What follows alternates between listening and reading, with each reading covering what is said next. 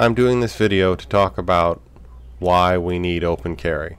Just some of the points, political reasons, practical reasons, as well why open carry can be disliked.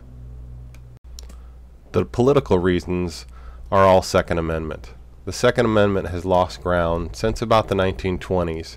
Some has been regained in current times as people are starting to understand and wake up to realize what they've lost. And of those, many have realized, like the muscles of the body, amendment rights have to be used, otherwise they just fade away. Then when they are needed to be used, they're not there or they don't work properly.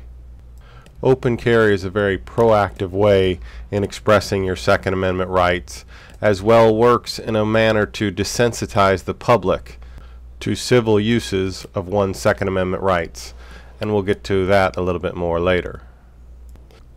There are practical reasons as well. Self-defense is a fundamental human right, and the firearm is a very efficient tool for self-defense and is a force multiplier, meaning that a person's size, strength, and stature is irrelevant. They can defend themselves properly with the firearm. In most places, open carry is a free self-defense.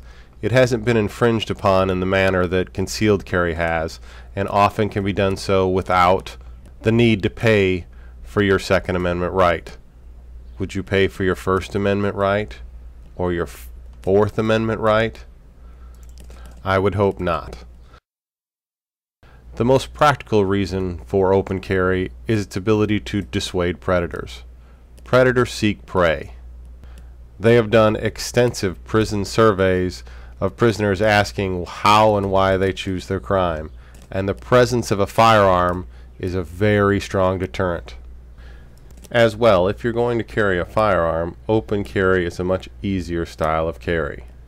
For daily use, it can be difficult to keep a gun hidden and comfortable on your person, whereas in open carry it is much easier to be comfortable and to always have your firearm at your side. So then the question, why does anyone dislike open carry? Well, that's a rather easy one. The gun is the villain, per media, per the government. I think the media does it to deflect blame. It's not the criminal's fault he's a criminal. It's the resource to which he used, the firearm, making the firearm the evil here. The irony being that that same firearm, when used by a police officer to stop said criminal, is publicized for what it is, a necessary tool for the job. State and federal governments use this villainy and they run with it.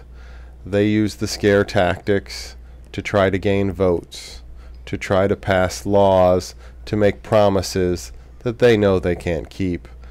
But it keeps them in re-election, and it gives them that eternal villain to chase, for no matter how many restrictions they put, there will always be gun crimes, because the criminals don't care about the restrictions, and so they push for even further restrictions.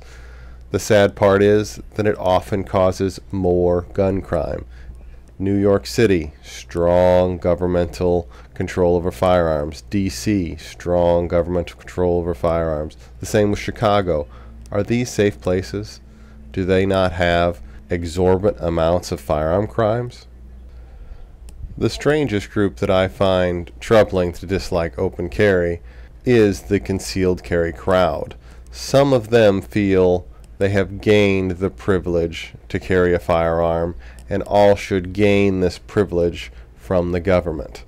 I'm sure some of it is a feeling of elitism, and even a small percentage of concealed carry firearm instructors who want to keep their profit. Thank you for listening. This is one of a few videos in a short series I'm going to do covering the talking points involving open carry.